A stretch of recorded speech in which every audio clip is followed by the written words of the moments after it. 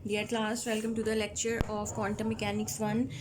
जैसा कि आप लोगों को मालूम है कि लास्ट टाइम हमने श्रोडिंगर वेव इक्वेशंस की एप्लीकेशन स्टार्ट की थी कि इस वेव इक्वेशन से हम क्या क्या चीज़ें फाइंड कर सकते हैं या कहाँ पे इसको अप्लाई कर सकते हैं। तो उसमें सबसे पहली जो एप्लीकेशन थी वो पोटेंशियल स्टेप है, ये अभी हमारी चल रही है। इसके दो मेन केसेस हैं। एक वो केसेस जिसमें ई ग्रेटर दैन ज़ीरो है, पोटेंशियल स्टेप।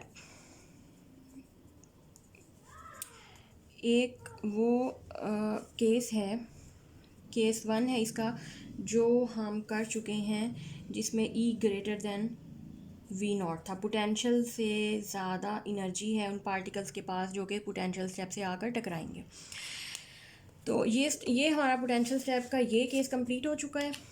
आज हमने जो स्टार्ट करना है वो केस है, करना हमने पोटेंशियल स्टेप ही है, बट नाउ केस 2 स्टार्ट करना है। इसमें क्या है कि पार्टिकल्स जो आ रहे हैं उनकी energy less than V naught है, स्टेप पोटेंशियल से कम है। तो इसका भी आज हम पार्ट 1 करते हैं। ये वाला केस भी 2 पार्ट्स में डिवाइड होगा, ठीक है। तो आज हम इसका हाफ पार्ट करेंगे।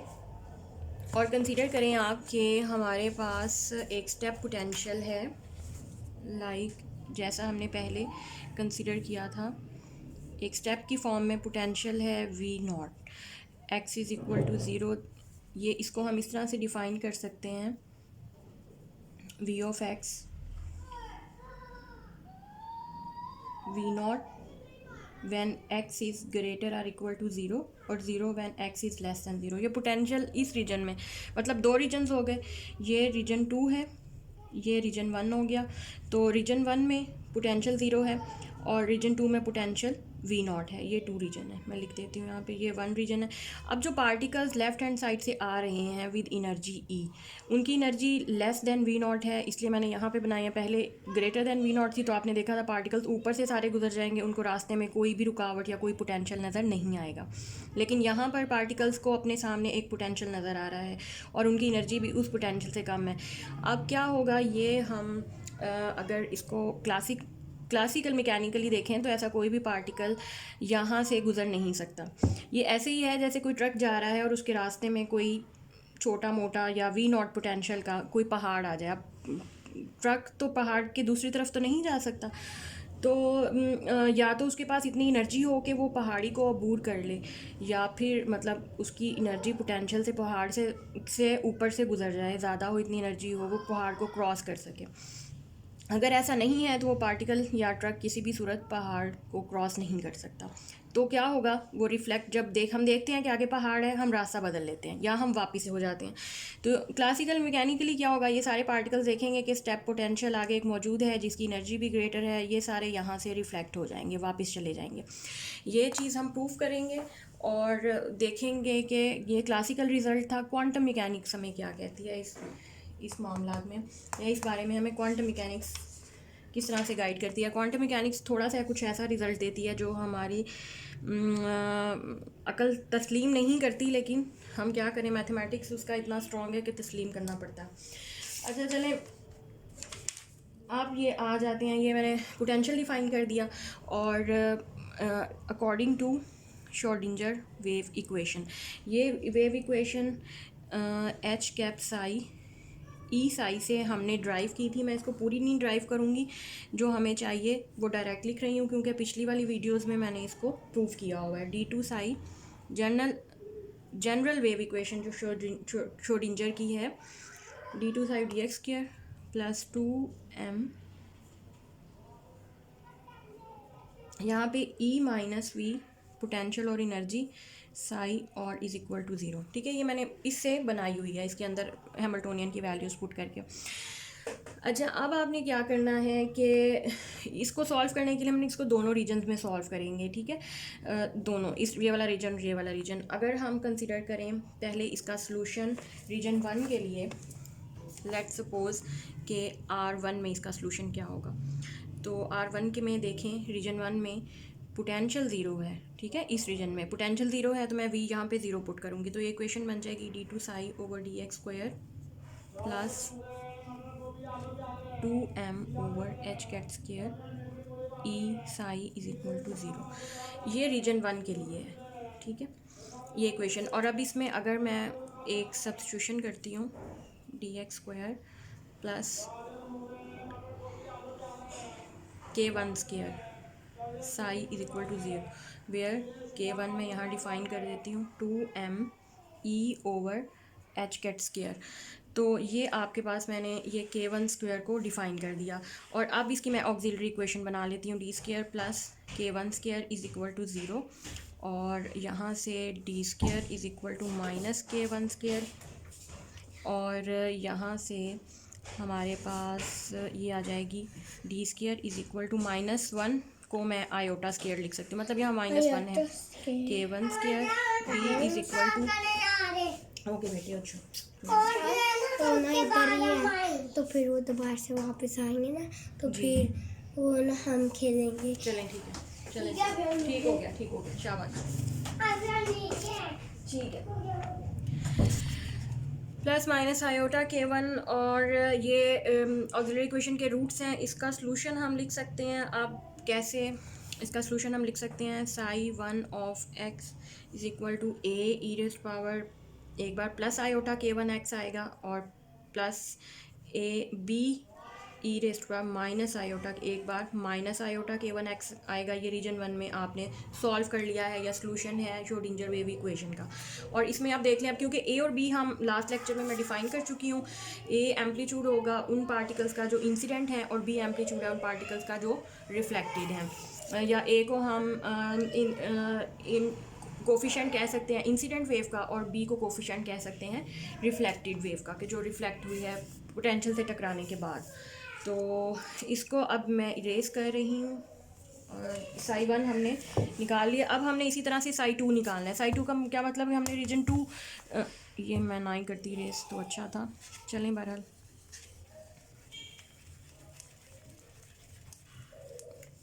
psi2 में अब हम कैसे पुट करेंगे, अब बस एक जो चेंज इसमें आएगा वो ये है कि अब आपने ये ज़हन में रखना है कि अब एनर्जी लेस है पोटेंशियल से, ठीक है, बस ये इसमें चेंज है, इसलिए ये आसान है। सेकंड केस हमेशा आसान लगता होता है।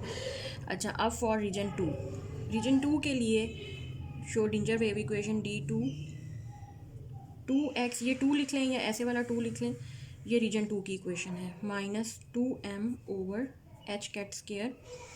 अच्छा, आप पीछे करके देखिएगा, यहाँ पे पहले e माइनस v0 था, मैंने माइनस कॉमन ले लिया और v0 को पहले लिख लिया। उसकी एक रीज़न है, क्योंकि मुझे पता है कि v0 is greater than e, तो मैंने v0 को पॉजिटिव, इसको पॉजिटिव करने के लिए, और साथ psi2 of x is equal to 0। तो अब मैं इसकी मज़ीद दोबारा से एक और एक्सिलरी इक्वेशन बनाती हूँ, d2 d² और minus k² is equal to 0, where k को मैं डिफ़ाइन कर देती हूँ, k² किसके बराबर है, 2m/v0 minus e divided by h², ठीक है। और ये ऑक्सिलरी इक्वेशन है second order linear differential equation की। यहाँ से मैं अब सोल्यूशन लिख सकती हूँ, d मेरे पास आ जाएगा k², या d की वैल्यू आ जाएगी प्लस माइनस k, ठीक है। ये रूट्स आ गए हैं d के, और ये अब अगर मैं सॉल्यूशन लिखूं psi2 का, तो psi2 ऑफ x, या दूसरे रीजन का मेरा मतलब है कहने का, इसका एक सॉल्यूशन आ जाएगा c e⁻ प्लस kx और plus d e⁻ minus kx। ये दो सॉल्यूशन हमारे पास आ जाएंगे। अच्छा, अब इसको अगर चेक करें, मैं बस मेरा थोड़ा सा लेक्चर है, मैं भी आती हूँ। अच्छा, अब इसमें आप क्या करेंगे, ये सॉल्यूशन तो आपने कैलकुलेट कर लिया, इसको मैं चलें इक्वेशन 2 कह देती हूँ। अब इसमें एक चीज़ जो हमने यहाँ पे देखनी है कि ये क्वांटिटी, इस बार आपके पास रूट्स क्योंकि रियल थे, के रियल था, इसके साथ आयोटा नहीं था, ठीक है। अब यहाँ पे आप देखिए, आपकी जो कंडीशन है x टेंड्स टू इन्फिनिटी, ये फंक्शन उस कंडीशन को सपोर्ट नहीं करता, ठीक है। आपको psi1 और psi2 ये कंटिन्यूस चाहिए, और इनके डेरिवेटिव भी कंटिन्यूस चाहिए, फिर ही ये वेव फंक्शन वेव्स को डिस्क्राइब कर सकते हैं, ठीक है बच्चों, ये बात आपने जहन में रखनी है। अब अगर ये इस कंडीशन पे हम देखें तो ये x टेंड्स टू इन्फिनिटी पे ये साई टू तो आपका फाइनाइट और कंटिन्यूस नहीं रहेगा, ये आपका इनफाइनाइट हो जाएगा। That's why sadly we have to put c is equal to zero. हम इस कोफिशेंट को ज़ीरो कर देंगे ताकि ये टर्म ही ज़ीरो हो जाए। क्लियर मैंने क्यों किया है, इसको आप बार बार सुन लें कि मैंने क्यों किया है। आपका फंक्शन इनफाइनाइट हो रहा था, तो इस वजह से अब सेकंड रीजन में जो फंक्शन बचा है वो बचा है डी ई रेस पर माइनस के एक्स। सिर्फ ये अब हमारी वो इक्वेशन बची है जो हमने साई वन के साथ, साई वन ऑफ एक्स मेरे पास थी ए ई रेस पर iota K one X plus B E raise पर minus iota K one X. ये पहले रीजन की इक्वेशन है और ये सेकंड रीजन की इक्वेशन है। अब हम इस पर वो फाइनाइट और कंटिन्यूस वाली जो हमारे वेव फंक्शन की प्रॉपर्टीज़ हैं कि at X is equal to zero पे हमारे function at X is equal to zero पे कंटिन्यूस होने चाहिए और फाइनाइट होने चाहिए। तो ये इक्वेशन, ये एक कंडीशन, और इनके डेरिवेटिव भी कंटिन्यूस और finite. D X is equal to zero, मैं जल्दी करा रही हूँ, D psi two of X divided by D X at X is equal to zero. अब आपने इन दोनों इक्वेशंस में पहले आपने साई वन इस फंक्शन को ले लेना है at X is equal to zero और इसको ले लेना है at X is equal to zero, इस इक्वेशन में पुट कर देना। फिर इनके डेरिवेटिव्स लेके उनको आपने at X is equal to zero लेना है और यहाँ पुट कर देना है। मैं इसको रेस नहीं करती क्योंकि हम ऊपर अभी करेंगे ये तो अब आपको पता चल गया क्या है, ठीक है। और ये सारा कुछ आप इरेज़ कर देते हैं। मैं इसको फ़िलहाल इरेज़ नहीं कर रही क्योंकि हम इसको यूज़ करते हुए, अब देखें पहली equation at X is equal to zero, जब मैं साई वन ऑफ एक्स लूँगी तो ये देखें one X is anything raise to the power zero one, यहाँ आ जाएगा ए प्लस बी क्योंकि ये टर्म वन हो जाएगी, ये टर्म भी वन हो जाएगी। तो ये पहली इक्वेशन में आ जाएगा A plus B is equal to, दूसरी तरफ इसमें जब x is equal to zero put करेंगे तो ये भी डी रह जाएगा। ये एक इक्वेशन बनेगी। और सेकंड इंपॉर्टेंट इक्वेशन जो हमारी आती है वो हमने इनके डेरिवेटिव्स लेने हैं। डेरिवेटिव का मतलब है पहले आप इसका डेरिवेटिव लें और फिर उसमें X is equal to zero put करें, तो ये आपके पास इक्वेशन बनेगी। मैं यहाँ लिखने लगी हूँ आयोटा के वन ए minus iota K one B, zero power वाली तो ख़त्म हो जाएंगी ना ज़ीरो के, बाकी ये डेरिवेटिव वाली आ जाएंगी टर्म्स, और माइनस, अब डेरिवेटिव यहाँ पे के आएगा और साथ डी, ये सेकंड इक्वेशन से आई है।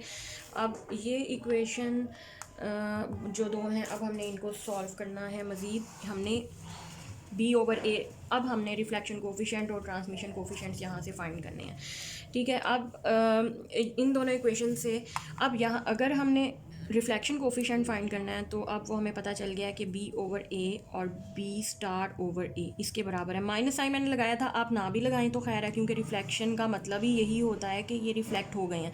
बुक में उसने लगाया हुआ है इसलिए मैंने बता दिया, अगर आप इसको हटा भी देंगे तो कोई इशू नहीं है, ठीक है। सिर्फ मैग्नीट्यूड कंसीडर करें, उसमें आर पॉजिटिव ही आएगा और इसका मतलब ही है वो वाले पार्टिकल्स जो रिफ्लेक्ट हो गए हैं, रिफ्लेक्ट बैक हो गए, ठीक है।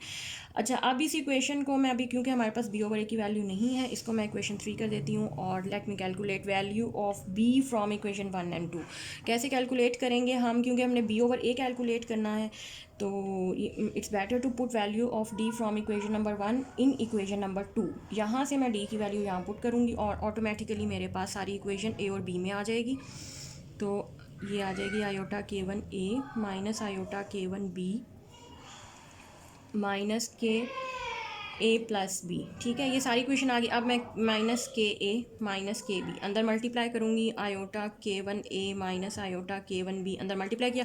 अब आपने क्या किया, ए वाली टर्म्स को एक तरफ ले लें प्लस के ए, बी वाली टर्म्स को दूसरी तरफ ले लें और ए और बी को कॉमन निकालें। आयोटा के वन प्लस के और ए common, iota K one minus के बी कॉमन, ठीक हो गया। अब यहाँ से क्योंकि हमने बी ओवर ए लेना है, बी को इधर ही रखें और ए को मैंने इधर से डिवाइड कर दिया और यहाँ जो टर्म है आयोटा के वन प्लस के divided by iota K one minus के।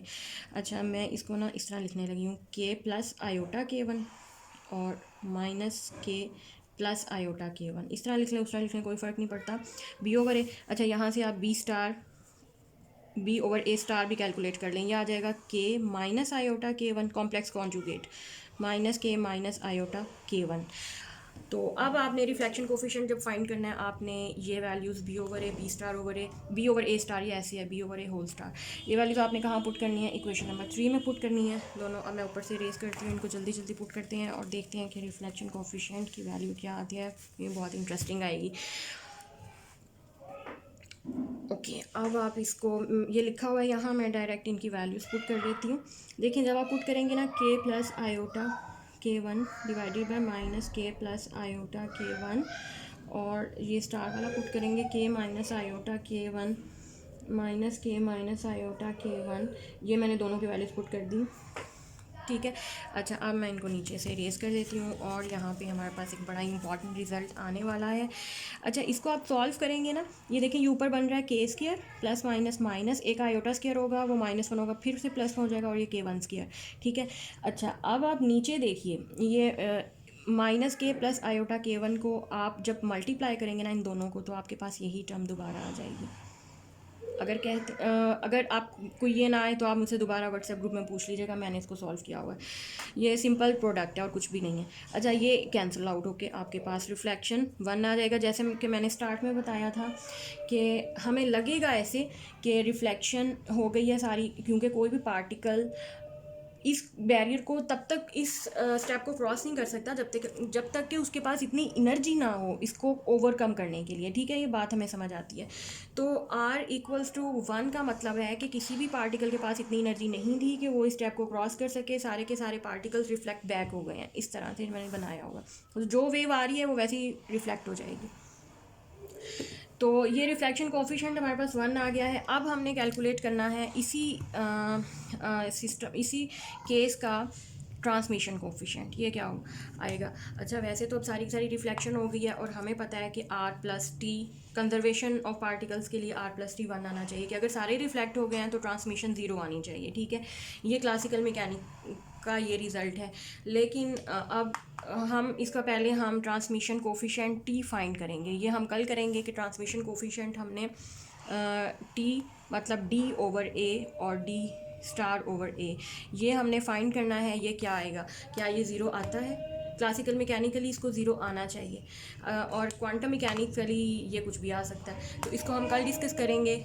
आज के लिए इतना ही काफ़ी है। बहुत इंपॉर्टेंट टॉपिक्स हैं, मुझे उम्मीद है कि आप इसको बहुत अच्छे तरीके से तैयार करेंगे। अगर आपको कोई चीज़ नहीं भी समझ आती, आप व्हाट्सएप ग्रुप में मुझसे पूछ सकते हैं। ठीक है, थैंक यू।